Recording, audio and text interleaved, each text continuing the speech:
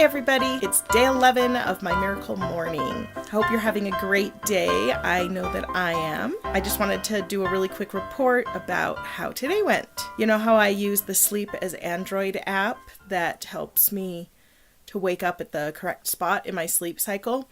Well, today it was kind of interesting because when my alarm went off, I was just like way out of it. Like, I know I was in a deep part of my sleep cycle and I could like barely open my eyes, and then I start reaching around and I couldn't figure out where my phone was. It turns out that instead of being on the bed so that when I'm moving it will detect a lighter part of the sleep cycle, it was on the headboard, so it wasn't detecting anything. Instead of going off when I would have been in an easier state to wake up, it just went off at the very end, which was 6:45.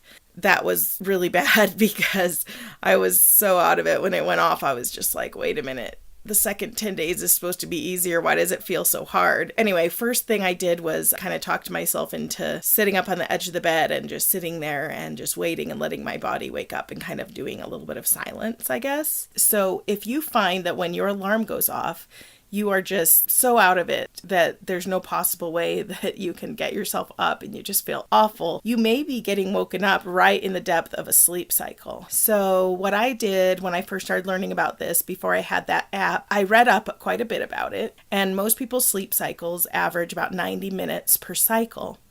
An hour and a half is a good, like for a nap maybe. That might be long if you're trying to do a power nap, but if you need like a good solid restful nap, an hour and a half is better than an hour or 2 hours. In my case, they're pretty exact. And so I can figure out, you just add up 90-minute periods. So that would mean that for your sleeping, an hour and a half, 3 hours, 4.5 hours, 6 hours, 7.5 hours, or 9 hours. So what you want to do is when you're going to sleep at night, you look at what time it is and, in your mind, maybe kind of add 15 minutes, however long it takes you to fall asleep. And then you figure out, okay, I need to get up at such and such time. If your wake up time would wake you up in the middle of a depth of a sleep cycle, you might want to consider even setting your alarm a half an hour earlier rather than sleeping that extra 30 minutes, because it will probably be easier to get up. Again, this all depends a little bit on your body, so you sort of have to experiment with it. But I found that that's pretty exact for me. The reason I use the Sleep as Android app is because, if you wake up in the middle of the night, or depending on how long it takes you to fall asleep, sometimes it can be a little hard to predict where that 90-minute cycle is going to end. And so by having the app detecting your sleep movements, it can be helpful for, having the alarm go off at the right time. It also has really neat features on it. Like, it can actually record if you start snoring, which I actually did for a little while. And then I was like, nah, I don't like listening to recordings of myself snoring.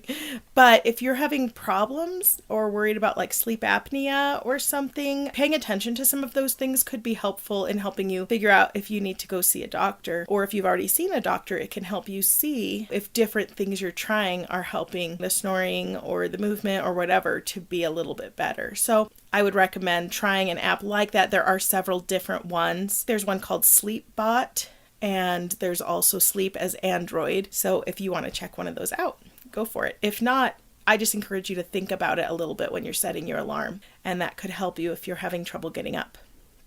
Anyway, so it was really rough when the alarm went off, but I sat up and, by then it was, it was 6:45. So I've been getting up more like 6 o'clock. So that was a little bit late for me. But anyway, I got dressed. Yesterday I was supposed to publish my day 2 of my miracle morning, but it had been taking forever to render. And so I was like, well, I'm not going to wait for this. I need to go to bed. So basically when I woke up in the morning, I had to go check and make sure it had all posted correctly and just like tweak any little things in the details, and then send it out to Facebook and Twitter. So I did that really quick first thing before I did anything else, and came across a podcast that looked kind of interesting. So I ended up listening to a podcast and I got on the treadmill. So that was my exercise and my reading today. While I was listening to the end of the podcast, I actually did something kind of fun. I'd already done my exercise, so I was kind of, just waiting for it to be done. I wanted to listen to the end of it, but I felt like I couldn't do anything else because most things you do, like take thinking and then you can't be listening. So what I did is I actually got out my little coloring book. Last Christmas of 2015, I got these adult coloring books for my daughters and I. And so this one is Snowflake Mandalas. You know, I've only done a couple of them because what adult that's a mom and busy and has work and things has time to color, right?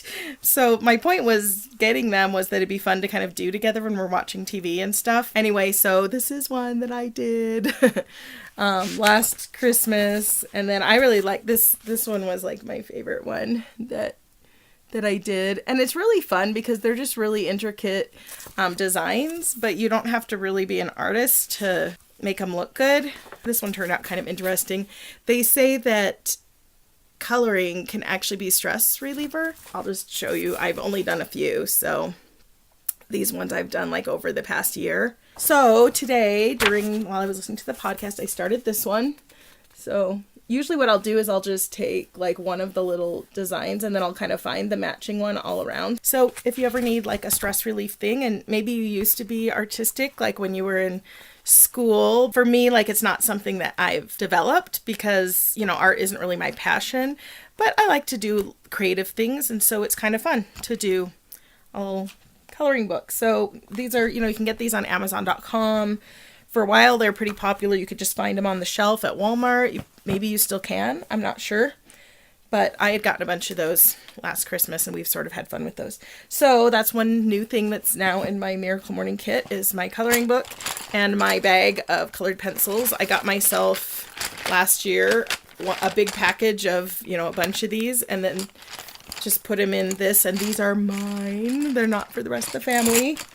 And so they'll just stay in here in my kit. By then it was 8 o'clock. I'd gone upstairs, had breakfast with my son really quick and got him off to school. So it was kind of weird because usually by the time he leaves, I'm kind of mostly done with my Miracle Morning, and then maybe I'm just doing a few follow-up things. But today I had done silence, exercise, and sort of reading because I was counting the podcast. You know, I didn't really do a lot more besides that because by then it was like 8:45. I did my prayer. I reviewed my to-do list and did my syncing between my different places. I had jotted down some notes. Hey, so I was coming and sitting down to make sure that everything looked fine, and I'm really glad I did because the very last video cut off. I mean, it's not even there, so I don't know if I like pushed stop instead of record. I have been known to do that, but the last one was gone, so I just wanted to do a quick little summary. Basically, what I talked about in the last section was how important it is to not be too rough on yourself about like thinking that you have to have this like exact Miracle Morning routine or morning routine or evening routine or whatever you're developing. The important part is that you're just consistent at trying to do something. And for me, I kind of want to have just like this long list of different things that I'd like to implement in my life. And, you know, there's a lot of them. And if I tried to do all of them every day, I would probably quit doing this because it would be too complicated and too hard and I would give up. So for me, you just kind of have like this list of things you want to do. Some you definitely want to do every day because they're like your current focus of the habit you're trying to develop. For me right now, that's scribing is like my most important one. And then exercising is pretty important to me. My plan is just to say, okay, from this time to this time, I'm going to work on my Miracle Morning doing things from my list. And maybe I'll do, like today I did the coloring and that wasn't even on my list, but I'm like, well, that was kind of nice. Maybe I'll integrate that in, or listening to a podcast while I'm running.